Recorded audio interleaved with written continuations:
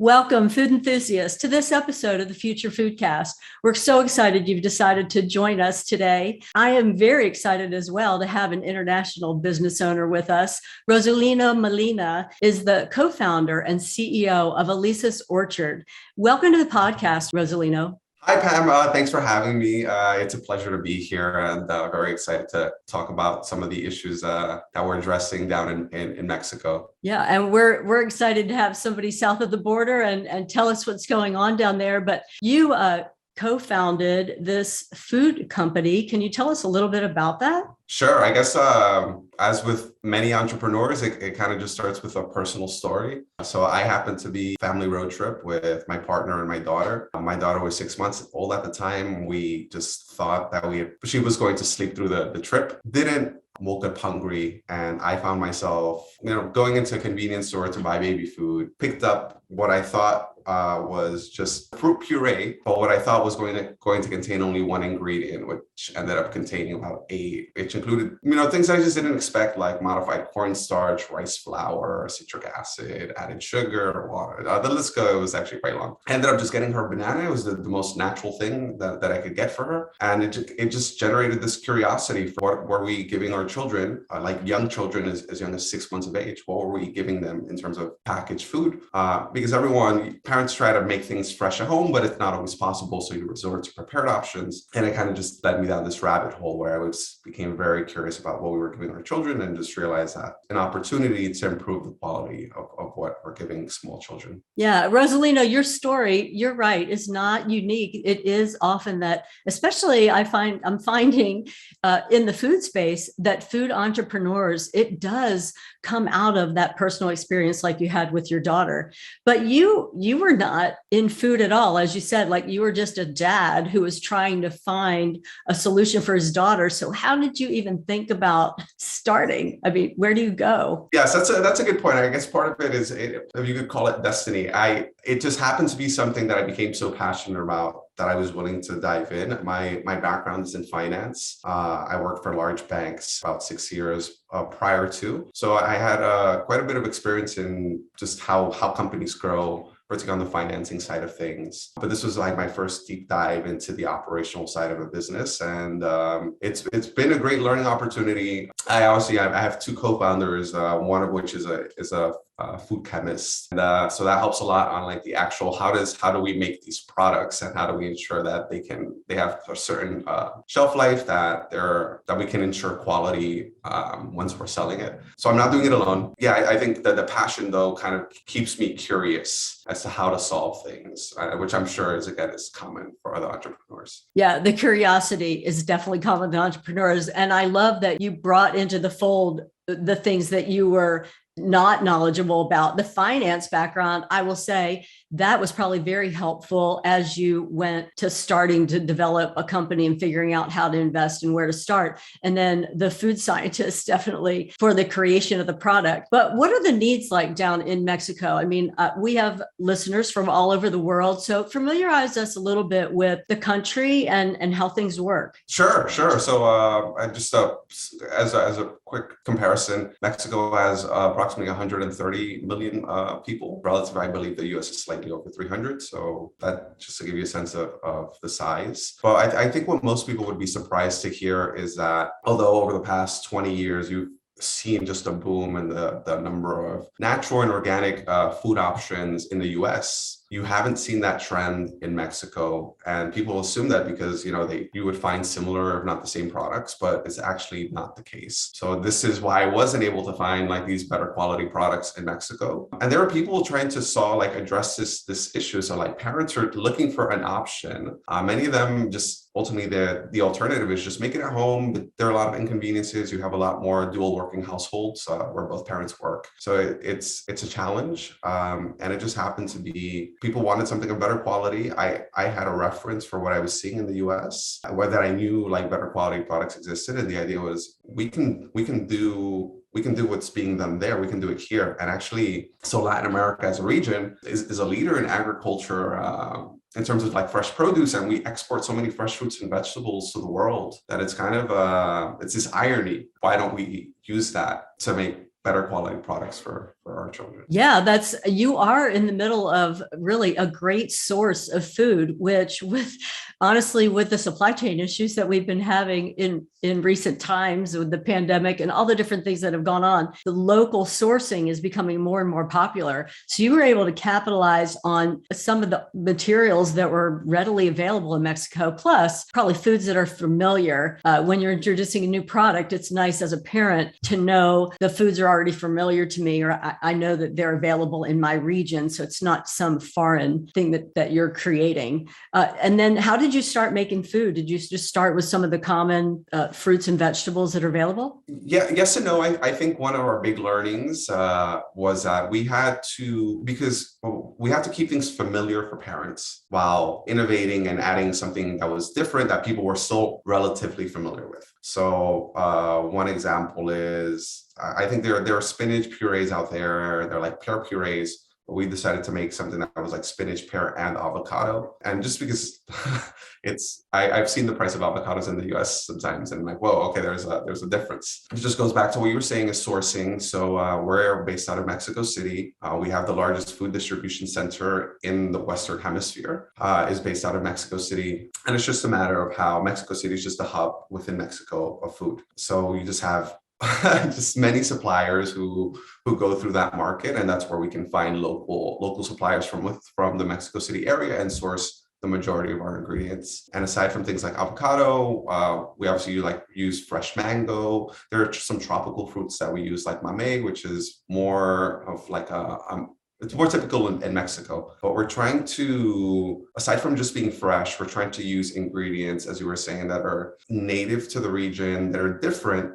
that people haven't seen in baby food, are very nutritious. And outside of packaged food, you consume these ingredients in a normal diet. Mm-hmm. So we're trying to make something that's a bit more custom for the population. Yeah. And two things. Number one is that creating food out of what the parents would normally be eating as well, because I was one of those parents that before there was this boom in organic baby food and naturally sourced without all the additives in it, we used to just have the jars with all the things in it, like you found when you were first looking for your daughter. I used to make extra of whatever we were eating, my husband and I, and then I would grind it down and do a puree to feed it to the baby. So that's number one. I'm excited about what you're doing. I know that as parents, we do want to feed our children the best that we can find. The second part is, though, I had no idea that the largest food distribution center in the Western Hemisphere is in Mexico City. That's a revelation to me. And I'm sure to a lot of our podcast listeners had no idea about that. So thanks for sharing that. And I do love avocados too. Can I get some of your baby food? I'm ready. I'll have some for a snack. we can figure that out. That would be great. Yeah. So how do you were talking about Mexico City is a big population hub. So obviously a lot of people can get your products and make them available there. And there's a large population there. How did you deliver, or did you have your products available in stores? Like, what did that look like? Of course. So a bit of the story of how we started. We ended up getting a grant from the government, which helped us get the operational side of the business off the ground. That was very helpful. And my co-founder worked in the food industry for quite a few years and helped with setting up the processes and like the regulatory requirements. But aside from that, everyone starts from nothing, and I have to highlight that because we didn't start and go directly into retail, which is what I guess the traditional food brands do. We started off as an e-commerce platform where people would purchase packs of like 8, 12, or some purchase 24 packs of our products. And I think this was a great start, and it continues to be a really good channel for us because we're able to offer a customized experience where we offer really good customer service. I think that's most companies that start off will say you need that. And then the second thing is that we just have really quick delivery. So we try to get product in customers' hands in less than 90 minutes. And just based on how Mexico is located, we can do that for the majority of our customers. Less than 90 minutes. That's quite a high bar. That's, I guess, because of the centralization of Mexico City and where the population is. Correct. Meaning a lot of it, because we use third-party platforms. It's kind of like there are many references in the US. I understand, like Grubhub and Uber Eats, where Yes. you work with a third party who helps get you a messenger. They pick up the product and they get it to the end consumer. So it's actually not that challenging. I think traffic gets us a lot of time. Mexico City just has, again, because of the concentration of the population, that's more of an issue. But aside from that, we're generally okay. Yeah, we have that traffic problem in big cities here in the United States, as well as I'm sure some of our listeners around the world that have large city hubs. That it's just a common problem. Sometimes you can walk or ride a bike faster than you could if you're in a motor vehicle on the road to get somewhere. All right. And what was the timing of this, Rosalino? Because e-commerce has taken off in the past couple of years, but you started there. Yeah, so I think I mentioned we started this almost 3 years ago, and I've also happened to be doing a part-time master's program. So you're right that when we started, e-commerce wasn't doing as well as it is now. I think because of COVID, we just started seeing much more traffic and consumers willing to make online purchases for food, whereas previously it was more of it was all within the supermarket, get your groceries at the physical store. It was more of that experience. But as you're saying, e-commerce is booming. We're seeing that. I think the other interesting thing, though, that we're doing is we've learned that customers still like to do both. So it's not just e-commerce and it's not just purely still going to like the physical supermarket. So over the past 9 months, we did a trial with a retailer back in the fall. We're entering a retailer in Mexico as of next month. And so things are very exciting. And I think all of this just validates that the interest, not only from the consumer side, but also from retailers in seeing a bit more innovation in the category. Again, you have it in the US, but in Mexico, when we speak to buyers, there's still we can do something different. And I think that helps us stand out. Yeah, that's exciting. And I just wanted to point out that you did start opposite of how a lot of companies traditionally have started. I think that may be changing because consumer buying habits have changed. As you talked about, we are much more open after the pandemic to ordering online or having things delivered to our home instead of going out to a store and buying them. But the fact that you started in the e-commerce, I feel like that probably gave you a leg up when the pandemic hit because you already had that distribution channel in the works and working at some level and could just expand on that easier than another company who was brick and mortar or retail based and then had to try to figure out the e-commerce piece, which is more common to hear today. So that's very exciting for your growth. And now that you can go out to the retail agreements and be able to have the best of both worlds, because you talked about Mexico City being kind of, central and a hub. And you got to think about, you can't deliver 90 minutes to everybody in Mexico. No, definitely not. And this is actually, we have like this target internally where we're trying to reach 70% of children over the next 5 years in Mexico. So that 70% of all families with children within the age range that we target have access to our products. Maybe not everyone will actually purchase via e-commerce, but if we can have retail partners in particular cities, that's kind of like the goal that we're targeting, for someone to have a store in their neighborhood where they could find us. So that's kind of like the distribution plan, is thinking, okay, e-commerce is one route. We can place a greater focus even on like national orders, which there's a bit more of a focus on quality assurance. We have a fresh product, so keeping it cool during while it's delivered is something that we'll have to work on. But the retail piece complements that goal that we have very well. Sounds like that all works together. Now, you talked earlier about having to get everything in place. And one of the things you mentioned was the regulations, like the regulatory piece. How is that set up in Mexico, or how is that different from where other places do it around the world, as far as what kind of standards do you have to meet, or is there certain labeling, or how does that work? Sure. So I don't want to go into the details about the bodies. Things are different. There isn't the FDA equivalent isn't regulating. There's another entity that focuses on food quality at a different level. But aside from that, just being subject to an audit. Right now, we're transitioning. There's no organic baby food company in Mexico we're actually in the process of, we have to modify some of our infrastructure so that we can obtain this certification. But I think that would be the gold standard for us. And I think it would really position us as the leader in the natural and organic baby food market. So that's what we have in the works. Honestly, because we're dealing with fresh produce, I think the key piece here is actually our suppliers. And so we work with a select few, and over time, we'll see how we'll probably face some issues, some challenges as we scale, because we're working more with local suppliers who we've gotten to know at this point. Mm-hmm. But I think scaling the business and looking for other trusted partners will be one of those challenges. It'll be a good problem to have, in that if we're growing at that pace, we'll be excited to look for other partners like this. But there's like a regulatory component. And there's also just who are your suppliers, who are you sourcing from, because there's not necessarily someone auditing that directly. But for us, we know it's because we're working from fresh produce, that's probably the most important part. Well, I think your name is going to be well known. Now, I said Elisa's Orchard, but what's the Spanish translation? Or I guess I'm giving the English translation. What's the name of the company in Mexico? Okay, it's La Huerta de Elisa. So it's a bit longer, and sometimes people will shorten it. It goes back to my daughter. Elisa is my daughter, and so the project revolved around her. She's a bit older now. Sure.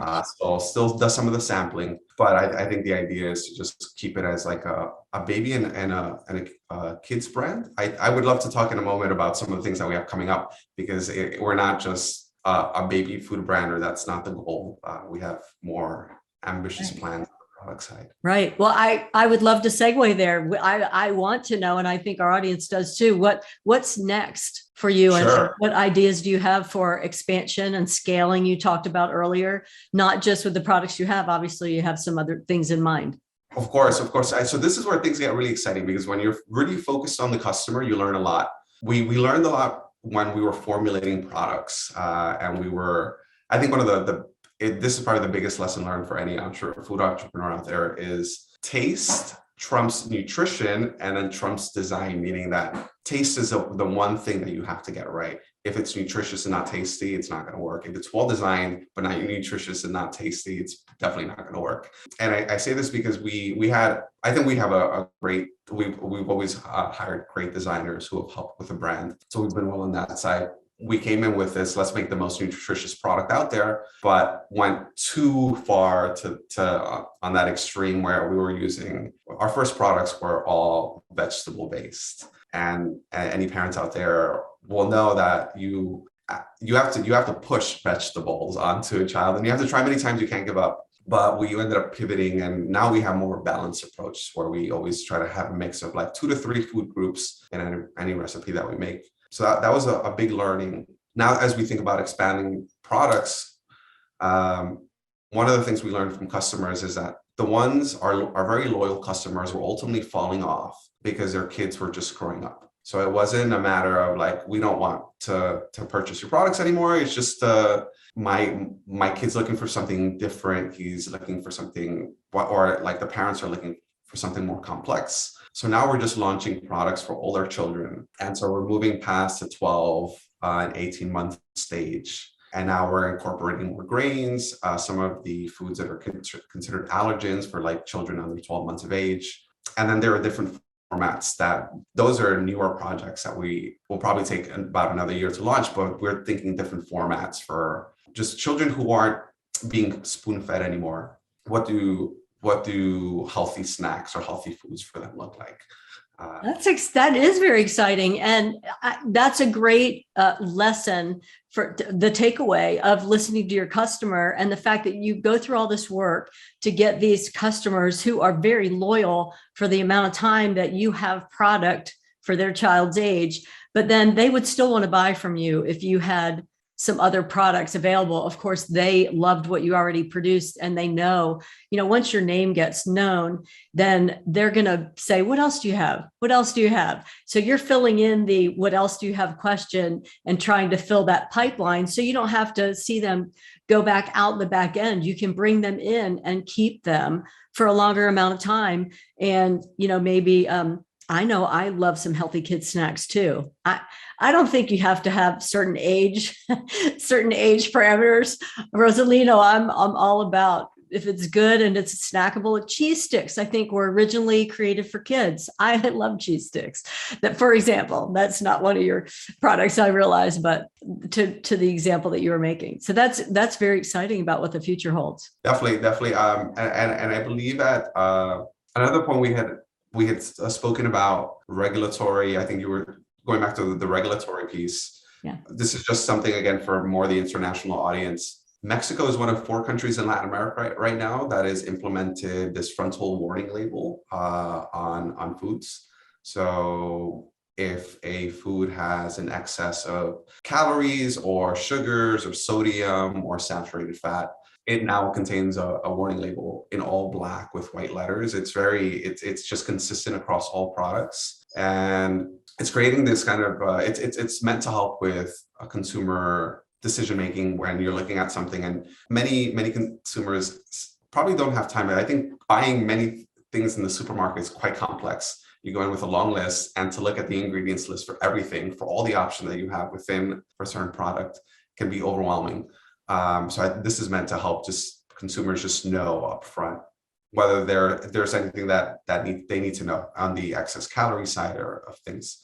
So Mexico is one of 4 countries that's done this. There are 2 other countries, Colombia and Brazil, that are going to be implementing this over the next 2 years. So there's a trend in Latin America towards informing the consumer a bit more, and this is helping us stand out because we don't have these labels, because we just use fresh fruits and vegetables, no added sugar or sodium. We cold press our products to keep them fresh. And so at least on the labeling side, there's a differentiator, and there are more niche regulations that have been implemented, including cereal cannot. So if a cereal company has one of these labels, like excess sugar, excess calories, they can no longer use cartoon characters. Another one is if you have one of these warning labels, you also can't be certified by a third party, like the Pediatric Association or like the Diabetes Association. Basically, it's kind of confusing almost that you would,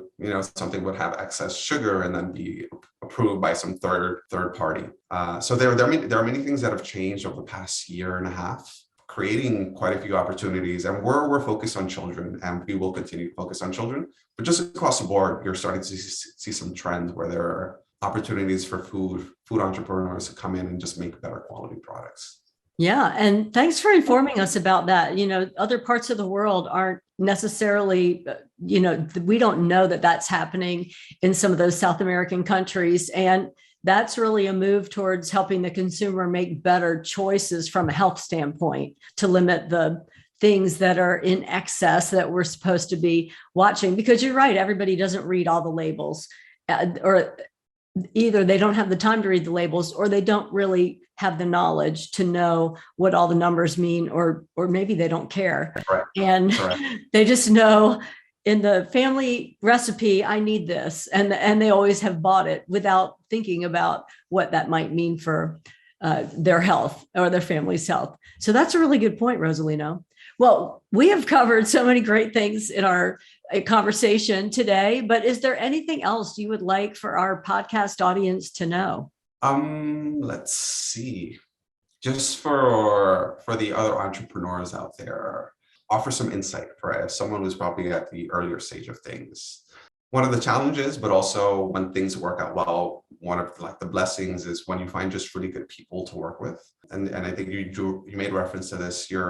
Whether you're a solo founder or you have a team, you're still always going to have gaps in terms of your knowledge or your expertise. So in my case, finding someone from the food industry to come on at like a co-founder level, or then finding people in marketing who were very good at what they do, because I'm not great at marketing at all. I'm more of the strategy finance person, but just hiring people who are aligned with your vision, your mission, and who can live your values. I think the customer service piece is I want to draw more attention to that, because it's a huge differentiator. And particularly when you're starting off, you're not gonna have the greatest distribution. Not a lot of people are going to know you, but if you can start to wow a couple of people, it helps get that kind of word of mouth going. And even as we continue to grow, we pay a lot of attention to who we recruit. So I want to highlight that, because for other entrepreneurs who are out there who are just starting and thinking through, how do you structure? Do you do it solo? Maybe you do it solo, maybe on how things are structured for co-founders and things like that, but just know that it takes a team, and you're going to need quite a few different skill sets. So I wouldn't want to say that I do this alone. There's a group of people that I'm working with constantly, and they're doing a lot of like the in detail work. Yeah, so just highlighting how important talent is when you're getting something off the ground is something that I want to point out. Yeah, thanks for those words of wisdom, Rosalino, because especially today, finding quality people to partner with, either as employees or business partners, it's hard, or it seems harder. People are talking about shortages of people looking, but I think that, to your point, don't settle. Find the people that resonate with you, that have the same values you do. Correct. Yeah, especially in that customer service area. And you're really highlighting that you feel like that was one of your keys to your success, was your excellent, above expectation customer service. Yeah. Definitely. And it will continue to be part of what we do. I have references for other companies that I really look up to, and that aren't in the food industry, but like an Airbnb, who had like this huge focus at the beginning on like, let's go and talk to our customers, our users, and see what experiences they're having, and then just learn what we can improve. Yeah. I don't think that's something we'll ever stop doing. Yeah. Thanks for those words of wisdom. And now that we have so much data, we've got analytics too, that we can figure out, all the e-commerce that you started in, who are your customers, how much are they buying, how often are they buying, and then you can dive into that with them and try to give them more of what they're looking for. Thank you so much for your insight today on the Future Foodcast. We really appreciate you being with us, Rosalino. Of course, Pam, it's been a pleasure. Thank you again for having me. And I actually look forward to just hearing other people's insights in other episodes as well. So thank you for organizing this. Thanks for listening to Future Foodcast. Future Foodcast is powered by Farm to Plate, the leading food blockchain platform. Subscribe on YouTube or wherever you listen to podcasts to stay up to date with the very latest innovations in the food industry.